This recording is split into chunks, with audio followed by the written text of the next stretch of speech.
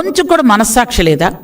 ఈరోజు మీరు చూసుకున్నట్టయితే ఎంత దారుణం అంటే, విద్యుత్ ఛార్జీలు పెంచారని మీరు బయటకు వస్తుంటే చిన్నపిల్లలతో సహా అందరూ నవ్వుతున్నారు మిమ్మల్ని చూసి.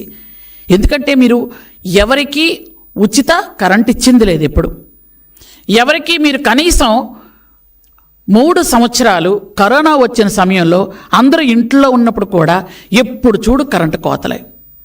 రైతులకు ఏమైనా నాణ్యమైన విద్యుత్ మీరు ఇచ్చారా? అట్లాంటిది ఈరోజు మీరు ఎంత దారుణంగా మాట్లాడుతున్నారంటే, పోలవరం కూడా జల విద్యుత్తు 2021కి మీరు పూర్తి చేస్తున్నట్టయితే ఈరోజు దాదాపు 4,800 కోట్ల రూపాయలు మనకు నష్టం కలిగేది కాదు. అట్లాంటిది మీరు ఏం చేశారు? విద్యుత్ సంస్థల్లో 49,000 కోట్లకు పైగా అప్పులు చేసి పోని కనీసం ఒక్క విద్యుత్ ప్లాంట్ అయినా మీరు పెట్టగలిగారా? ఒక్కటైనా. మీకు ఎప్పుడు దోచుకోవడం తినేయడమే కదా. మీ విజయసాయిరెడ్డి నాసిరకమైనటువంటి బొగ్గును సరఫరా చేయడం వల్ల ఈరోజు మనకేమైంది? ఎంత లాస్ వచ్చింది మీకు తెలియదు ఆ విషయం? మీ మనుషులు మీరు వెనకేసుకొని రావడం మీకు ఎప్పుడు ఇదే పరిపాట?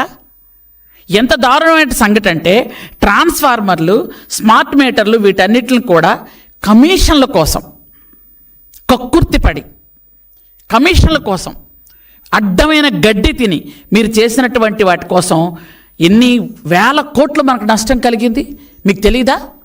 ఇవన్నీ కూడా చేస్తారు. చేసి మళ్ళీ నీతులు చెప్పినట్టు మాట్లాడతారా? ఈరోజు మళ్ళీ ఎస్టీలకి ఎస్సీలకి మేము ఎంత చక్కగా ఫ్రీగా యూనిట్ కరెంట్ ఇస్తున్నాం. ఈరోజు మళ్ళీ అందరూ సంతోషంగా ఉన్నారు. కొన్ని వర్గాల బీసీలకు కూడా నాణ్యమైన విద్యుత్ ఇస్తున్నాం. వాళ్ళకు కూడా కొన్ని రకాల రాయితీలు వస్తున్నాయి. ఈరోజు మీరు చేసినటువంటి ఇంకొక భయంకరమైన పని ఏంటి చెప్పనా? మీరు కోకట్పల్లిలో హిందూజా సంస్థలకి దగ్గర నుంచి 10 ఎకరాలు మీరు అనవసరంగా లాక్కున్నారు.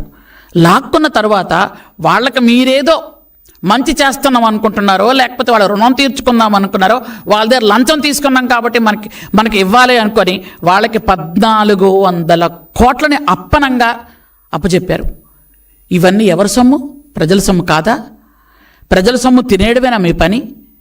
మీరందరూ A1, A2, A3 ముద్దాయిలు అందరూ. మీరు అలా ఉన్నారు కాబట్టి గత 6 నెలలుగా మేము అక్రమ అరెస్టులు చెయ్యకూడదనే ఉద్దేశంతో మీరు చేసిన తప్పులకి కూడా చాలామందికి అరెస్టులు అవ్వలేదు. ఇంకా మీరు ఎంత దారుణంగా బిహేవ్ చేస్తున్నారు అని అంటే, ఎంత నీతి లేని తనంగా మాట్లాడుతున్నారంటే బయటకు వచ్చి ఇప్పటికి కూడా సోషల్ మీడియాలో మీరు అమ్మాయిల్ని ఇప్పటికి కూడా భయంకరంగా తిడతారు. ముఖ్యమంత్రి గారిని తిడతారు, ఉప ముఖ్యమంత్రిని తిడతారు, హోమ్ మినిస్టర్ని తిడతారు, ఆడవాళ్ళు ఎవరుంటే వాళ్ళందరిని తిడుతుంటారు. కానీ వాళ్ళలో ఎవరిని అరెస్ట్ చేయకూడదు అంట. మళ్ళీ మీరు మాత్రం అక్రమంగా గత 5 సంవత్సరాలు అరెస్ట్ చేయొచ్చు.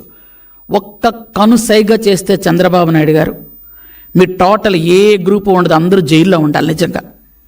కానీ చంద్రబాబు నాయుడు గారు పద్ధతి అది కాదు. ప్రజలు మనకి పట్టం కట్టారు. మనం ప్రజల్ని రక్షిస్తూ ఎక్కడ అన్యాయం జరిగిందో చేసుకుంటూ వెళ్ళాలి. మన కక్షాదింపు చర్యలు వద్దు అన్నారు. మేము కక్షాదింపు చర్యలు కూడా ఈరోజు కాదు.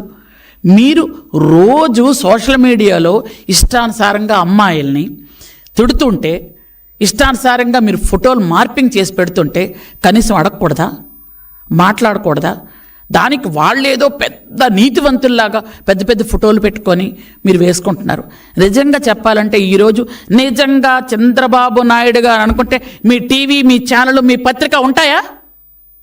ఈ రోజుకి మీరు అక్రమంగా మీరు ఇంకా రాసుకొని తిరుగుతున్నారు. ఆ రోజు గత 5 సంవత్సరాలుగా ఈటీవీని కానీ, ఏబిఎన్ కానీ, TV5 కానీ, కొన్ని ఛానల్స్ని కానీ, కొన్ని పేపర్లు కానీ మీరు రానిచ్చారా? అసెంబ్లీలోకి రానిచ్చారా? అసలు అసెంబ్లీలో ఏం జరుగుతుందో ఎవరికైనా తెలియనిచ్చారా? కౌన్సిల్లో కనీసం ఒక్క విలేకరిని మీరు లోపలికి ఎంటర్ అవ్వనిచ్చారా? ఇంత దుర్మార్గమైన పరిపాలన చేస్తున్న మీరు ఈరోజు పరిపాలన గురించి, చంద్రబాబు నాయుడు గారి గురించి మాట్లాడే అర్హత ఉందా అసలు మీకు?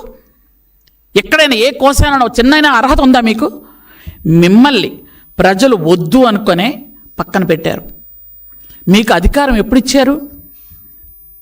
5 సంవత్సరాల క్రితం అధికారం ఇస్తే